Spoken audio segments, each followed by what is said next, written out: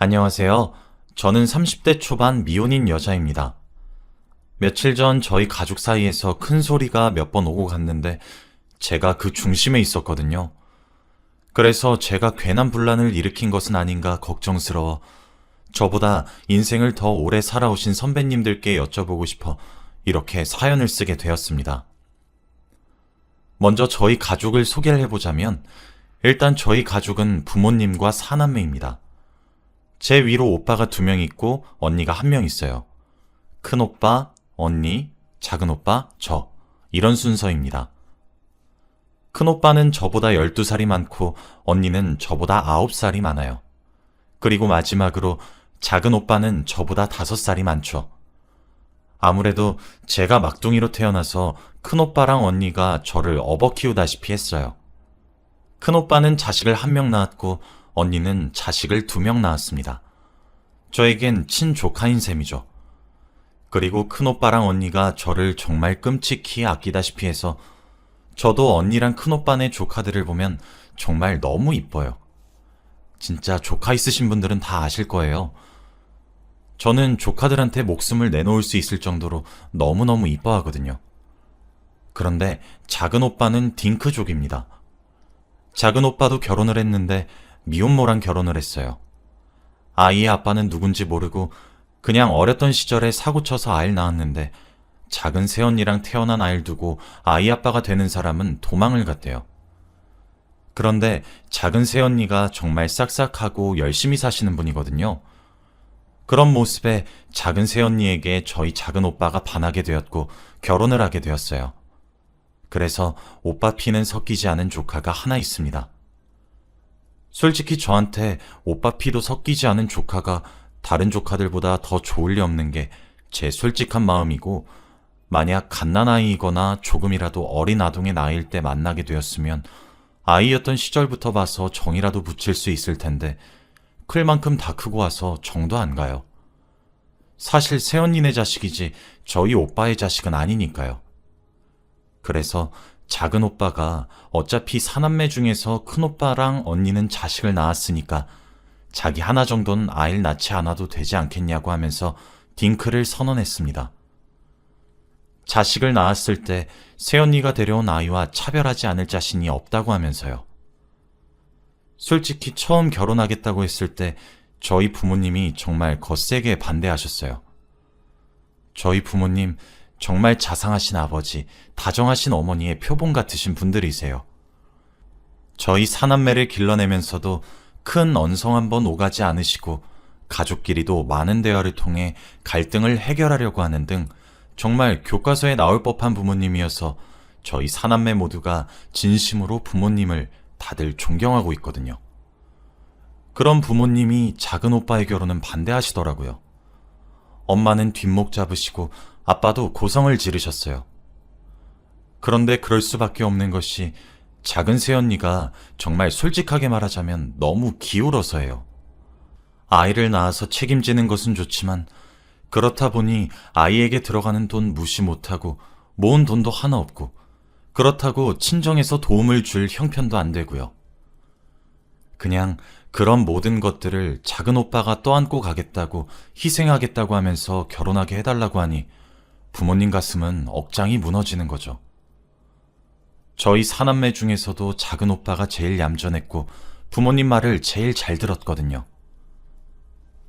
사실 저는 좀 제멋대로 살기도 했고, 그런데 큰 오빠는 장남이고 언니는 장녀이고 저는 막내라고 사랑을 많이 받을 때 중간에서 치이면서도 항상 양보했던 사람도 작은 오빠예요.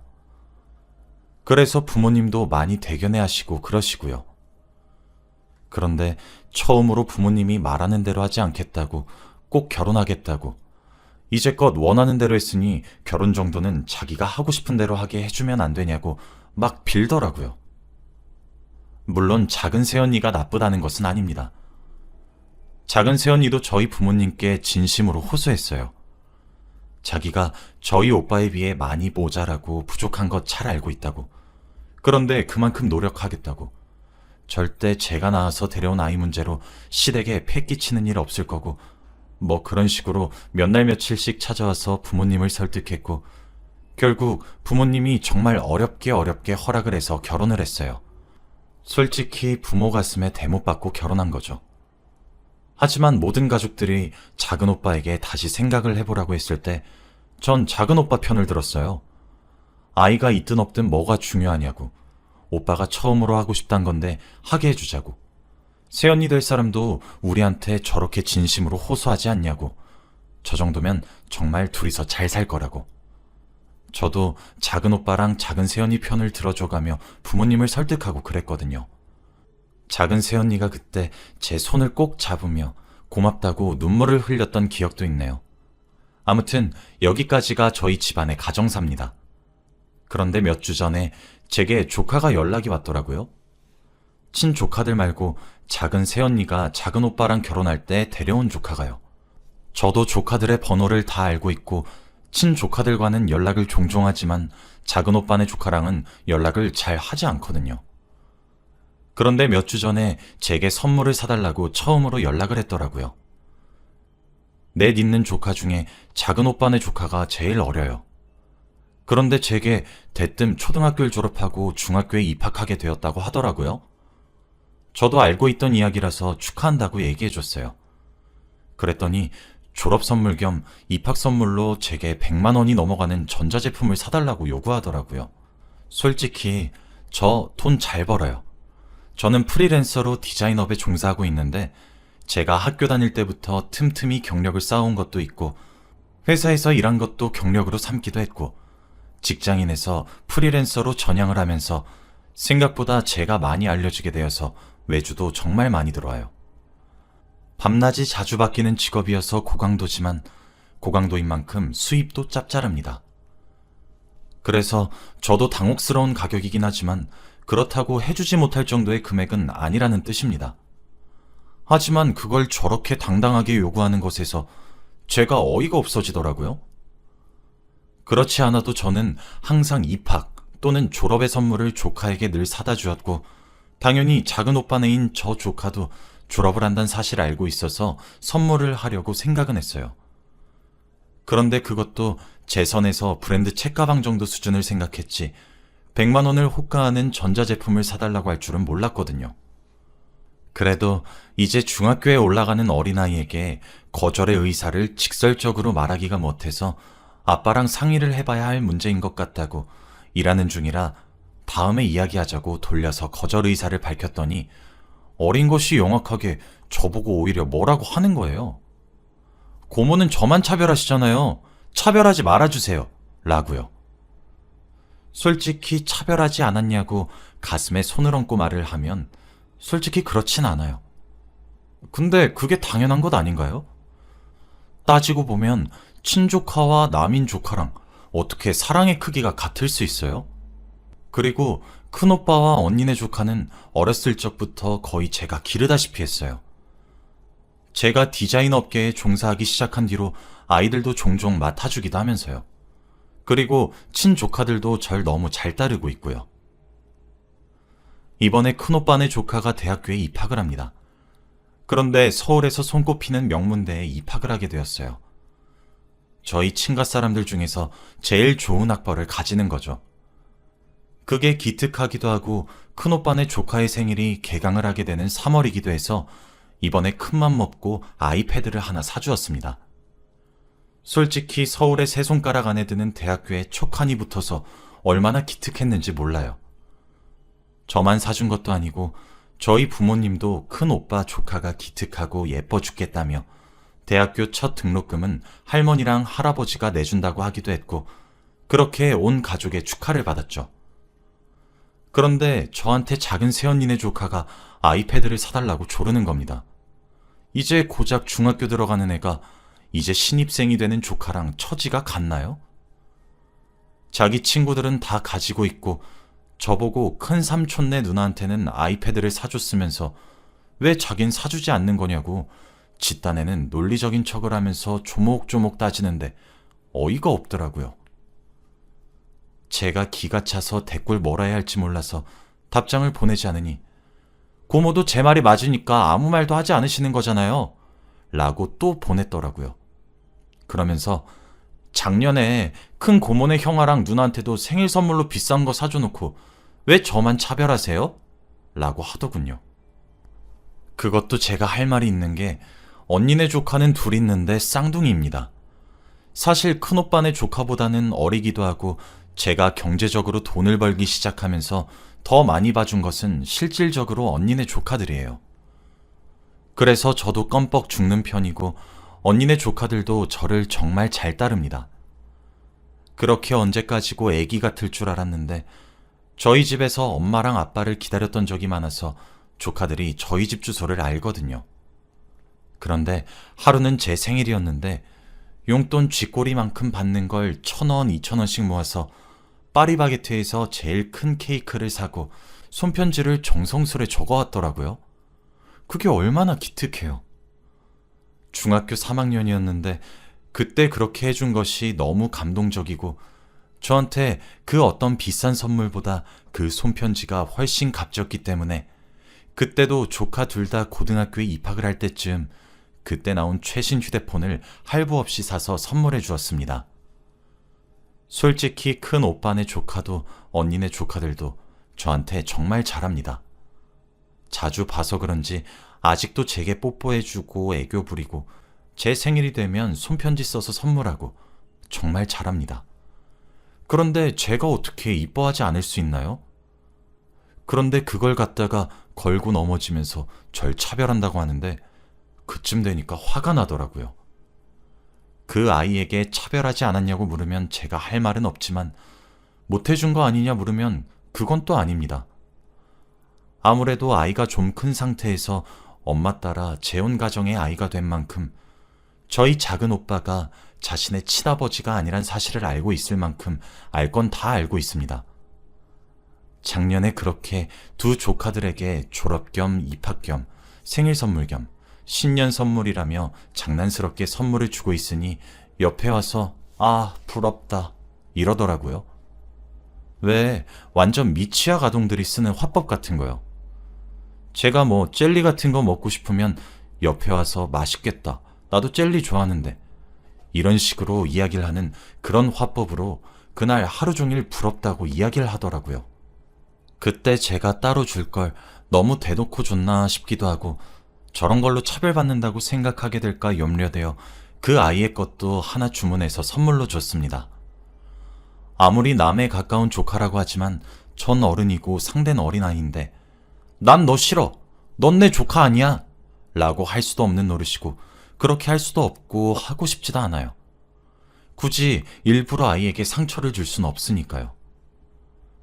그런데 무슨 무기처럼 차별이란 말을 휘두르면서 저한테 나름 논리적인 척하면서 말을 하려는 모습을 보고 있으니 진짜 제 스스로도 내가 호구인가 싶은 느낌도 들고 얼마나 어린애한테 얕잡아 보였으면 이런 대우를 받나 싶어서 늘상 웃어주고 겉으로는 똑같이 대하려고 했는데 그게 만만히 보였나 싶어서 기가 막히더라고요.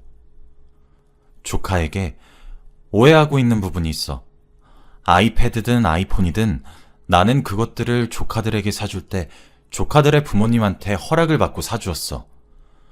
그러니 네가 사달라고 한 것도 너희 아빠에게 물어봐야 될 것 같다고 이야기한 거야. 라고 얘기를 했더니 됐어요. 안 사주셔도 돼요. 저는 그래도 곰을 많이 사랑해요. 엄마랑 아빠한텐 말하지 말아주세요.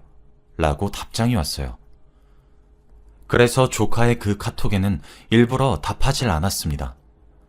그리고 그날 저녁 작은 새언니와 오빠에게 셋이서만 만나자고 할 말이 있다고 말을 했고 약속을 잡았어요. 처음엔 저도 넘겨볼까 생각했습니다. 아이는 제 인생에 반도 살지 못한 어린아이니까요. 그런데 버릇이 잘못 들까 염려되더군요. 저는 이혼과 재혼을 거듭하는 과정 속에서 상처를 받은 아이는 본 적이 있어도 그 사실을 무기 삼아 휘두르며 어른을 제어하려는 아이는 본 적이 없거든요.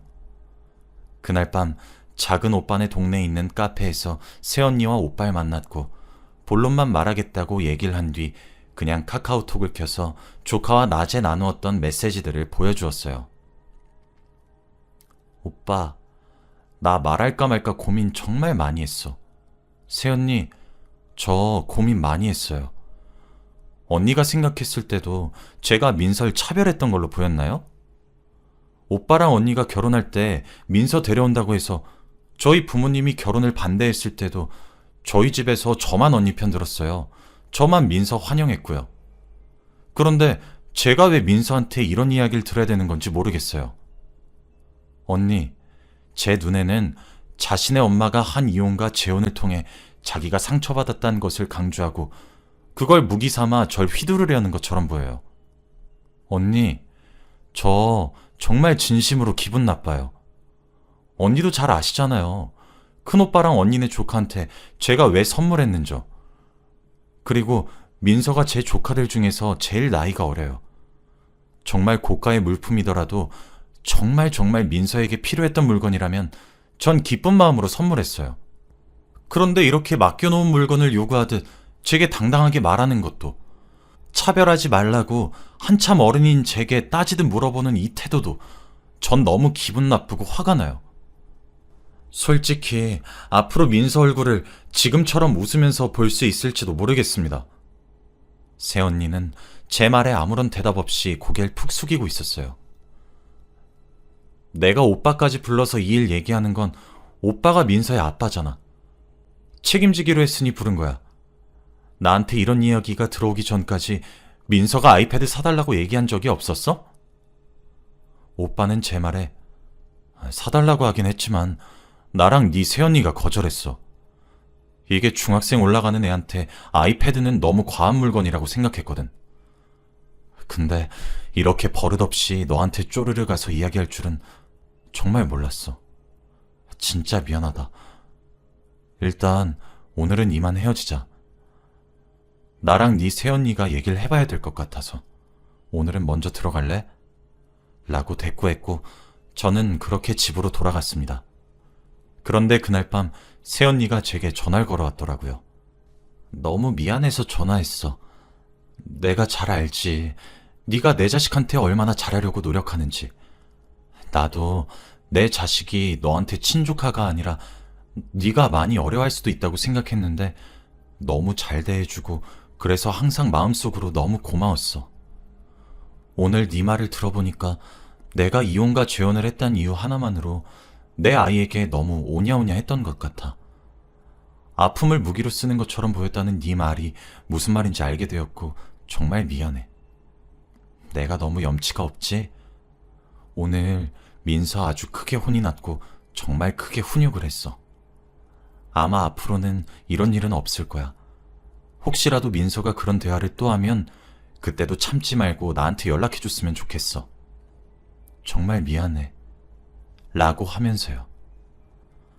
아니에요, 언니. 저도 지금 생각해보니 제가 민서를 잘 타이르고 넘어갈 수도 있었을지도 모르는데 제가 과했던 것 같기도 해요. 마음 쓰지 마세요. 제가 더 미안해요, 언니. 라고 했어요.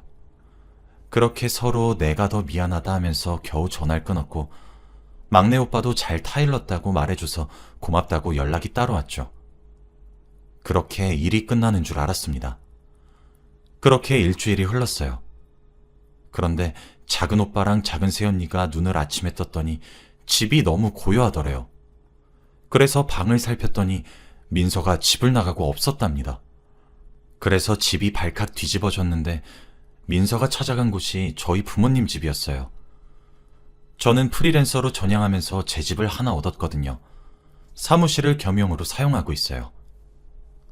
그런데 민서가 저희 부모님한테 찾아가서 작은 고모가 자기를 괴롭히고 있고 부모님이랑 자기 사이를 막 이간질하고 있다며 욕을 그렇게 했다고 해요.